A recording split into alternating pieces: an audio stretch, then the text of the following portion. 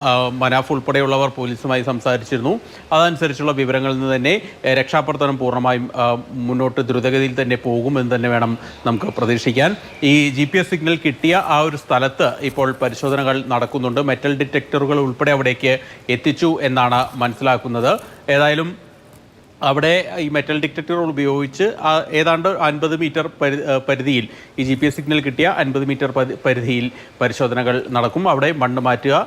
ഏതാണ്ട് ഇപ്പോൾ നേരത്തെ ദിവ്യ സൂചിപ്പിച്ചുള്ള 2-3 ആൾപ്പൊക്കത്തിലാണ് മലയിടിഞ്ഞ് വീണിരിക്കുന്നത്. അതുകൊണ്ട് തന്നെ ആ മണ്ണ് മുഴുവൻ മാറ്റിയ ശേഷം വേണം ഈ ലോറി പുറത്തെടുക്കുന്നതിന് വേണ്ടി, അർജുനെ കണ്ടെത്തുന്നതിന് വേണ്ടി. അതുകൊണ്ട് തന്നെ ആ നടപടികൾ ദ്രുതഗതിയിൽ പുരോഗമിക്കുന്നു. അപ്പോഴും കാലാവസ്ഥ ദുഷ്കരമായി തന്നെ തുടരുന്നത് വല്ലാത്ത പ്രതിസന്ധി സൃഷ്ടിക്കുകയും ചെയ്യുന്നുണ്ട്. റെഡ് അലർട്ടാണ് ആ മേഖലയിലൊക്കെ പ്രഖ്യാപിച്ചിരിക്കുന്നത്. മഴ ഇന്ന് രാവിലെ നമ്മൾ ഈ രക്ഷാപ്രവർത്തനത്തിൻ്റെ ലൈവ് തുടങ്ങിയ ആ സമയത്ത് മുതൽ തന്നെ മഴ ഇതുവരെ തോർന്നിട്ടില്ല എന്നുള്ളതാണ് ഏറ്റവും ബുദ്ധിമുട്ടിക്കുന്ന ഒരു കാര്യം. ഈ മഴയത്ത് ഈ രക്ഷാപ്രവർത്തനം അതീവ ദുഷ്കരമായി തന്നെയാണ് രക്ഷാപ്രവർത്തകർ ചെയ്യുന്നത്. ഏതായാലും പുഴയിലേക്ക് ലോറി വീണിട്ടില്ല എന്നുള്ളത് സംബന്ധിച്ച് ഒരു സ്ഥിരീകരണം ഇതിനോടകം തന്നെ വന്നിരുന്നു. നേവിയുടെ മുങ്ങൽ വിദഗ്ധർ ഈ പുഴയിൽ മുഴുവൻ പരിശോധനകളൊക്കെ നടത്തുകയും ചെയ്തു. ഏതായാലും GPS സിഗ്നൽ പുഴയിലല്ല, കരയിൽ തന്നെയാണ് എന്നുള്ളത് സംബന്ധിച്ച് സ്ഥിരീകരണം വന്നിട്ടുണ്ട്. ആ പ്രദേശം കേന്ദ്രീകരിച്ചാണ് ഇപ്പോൾ പരിശോധനകൾ നടക്കുന്നത്. ഈ പരിശോധന നടക്കുന്ന ഭാഗത്തേക്ക് അല്ലാതെ മറ്റാരെയും അവിടേക്ക് പ്രവേശിപ്പിക്കുന്നുമില്ല. അതുകൊണ്ട് തന്നെ രക്ഷാപ്രവർത്തനത്തിന് മറ്റ് തടസ്സങ്ങളില്ലാതെ അത് മുന്നോട്ട് പോകുന്നുണ്ട്. കൂടുതൽ ഫോഴ്സിനെ, അഗ്നിശമന സേനയുടെയൊക്കെ ഉൾപ്പെടെ കൂടുതൽ ഫോഴ്സിനെ ഈ പ്രദേശത്തേക്ക് എത്തിക്കുകയും ചെയ്തിട്ടുണ്ട്. ഏതായാലും രക്ഷാപ്രവർത്തനം ഇപ്പോഴും വളരെ വേഗത്തിൽ പുരോഗമിക്കുന്നുണ്ട്. സമയം 5 മണി കഴിഞ്ഞു. ഇനി ഇരുൾ വീഴാൻ അധികം ബാക്കിയില്ല. അതിനു മുൻപേ തന്നെ പരമാവധി വേഗത്തിൽ രക്ഷാപ്രവർത്തനം മുന്നോട്ട് കൊണ്ടുപോകാൻ നോക്കുന്നു. അതുപോലെ തന്നെ രാത്രിയും തിരച്ചിൽ തുടരുന്നതിന് വേണ്ടിയുള്ള സംവിധാനങ്ങൾ പോലീസ് ഒരുക്കുമെന്നാണ് ഇപ്പോൾ അറിയുന്നത്.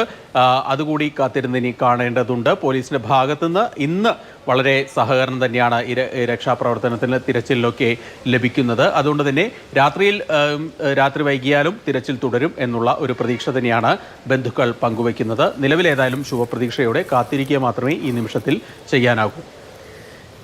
ഈ കർണാടക സർക്കാരിൻ്റെ എന്തെങ്കിലും പ്രത്യേക ഒരു ഉദ്യോഗസ്ഥ സംഘമോ അങ്ങനെ ആരെങ്കിലും അങ്ങോട്ടേക്ക് എത്തിയിട്ടുണ്ടോ ശ്രീധര? കാരണം ഇതൊരു വലിയ ദുരന്തമാണ്.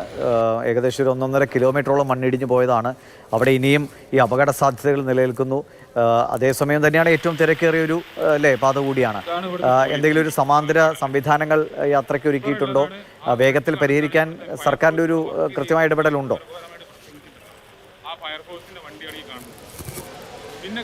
ഈ പ്രദേശത്തേക്ക് നേരത്തെ തന്നെ ഉന്നത ഉദ്യോഗസ്ഥർ എത്തിയിട്ടുണ്ട്. റവന്യൂ വകുപ്പിൻ്റെ ഉദ്യോഗസ്ഥരുണ്ട്. അതുപോലെ തന്നെ SP കാർവാർ, അദ്ദേഹം രാവിലെ മാതൃഭൂമി ന്യൂസിനോട് പ്രതികരിച്ചിരുന്നു.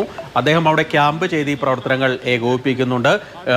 അതുപോലെ ജില്ലാ കളക്ടർ കൃഷ്ണപ്രിയ ലക്ഷ്മിപ്രിയ ആ പ്രദേശത്തുണ്ട്. അങ്ങനെ ഈ ഉദ്യോഗസ്ഥ സംവിധാനങ്ങൾ കൃത്യമായി തന്നെ ഈ പ്രവർത്തനങ്ങളെ ഏകോപിപ്പിക്കുന്നതിന് വേണ്ടി അവിടെയുണ്ട്. മറ്റൊരു പ്രധാനപ്പെട്ട കാര്യം നേരത്തെ സൂചിപ്പിച്ച പോലെ തന്നെ ബംഗളൂരു മുംബൈ വ്യവസായ ഇടനാഴിയുടെ ഭാഗമാണ് ഈ പാത. അതുകൊണ്ട് തന്നെ ആ പാത സജ്ജമാക്കേണ്ടതും ഒരു അത്യാവശ്യ കാര്യമാണ്. അത് ഇപ്പോൾ നിലവിൽ നേരത്തെ ഒരു ലോറി ഡ്രൈവർ പ്രതികരിച്ച പോലെ തന്നെ മറ്റൊരു സമാന്തര പാതയിലൂടെയാണ് വാഹനങ്ങൾ വിട്ടുകൊണ്ടിരിക്കുന്നത്. അതുകൊണ്ട് തന്നെ റോഡ് എത്രയും പെട്ടെന്ന് സജ്ജമാക്കുക എന്നുള്ളതും കൂടി ഇവരുടെ അജണ്ടയിലുണ്ട്. ഏതായാലും ഇന്നലെ മുതൽ തന്നെ ഈ കൂടുതൽ ശ്രദ്ധ തിരച്ചിലിനേക്കാൾ കൂടുതൽ റോഡ് നന്നാക്കുന്നതിലാണ്, റോഡ് ഗതാഗതയോഗ്യമാക്കുന്നതിനാണ് ഈ അവിടുത്തെ സംവിധാനങ്ങൾ ശ്രമിക്കുന്നത് എന്നുള്ളൊരു ആക്ഷേപം ഈ ബന്ധുക്കൾ പറഞ്ഞിരുന്നു.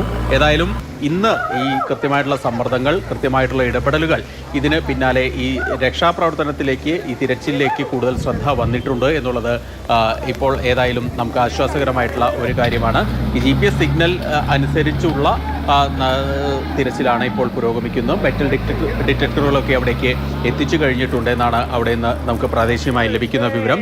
ഏതായാലും വൈകാതെ തന്നെ ഈ ലോറി കണ്ടെത്താനാകും എന്നുള്ള പ്രതീക്ഷ. പോലീസ് നൽകിയ ഉറപ്പനുസരിച്ച് ഇന്ന് തന്നെ പരമാവധി ആ വാഹനം കണ്ടെത്താനുള്ള ശ്രമങ്ങൾ ഉണ്ടായിരിക്കും, അല്ലെങ്കിൽ കണ്ടെത്തും. ശരിയാണ്. എത്രയും വേഗം ആ രക്ഷാദൗത്യം ഫലത്തിലെത്തട്ടെ എന്ന് തന്നെയാണ് എല്ലാവരും പ്രതീക്ഷിക്കുന്നത്.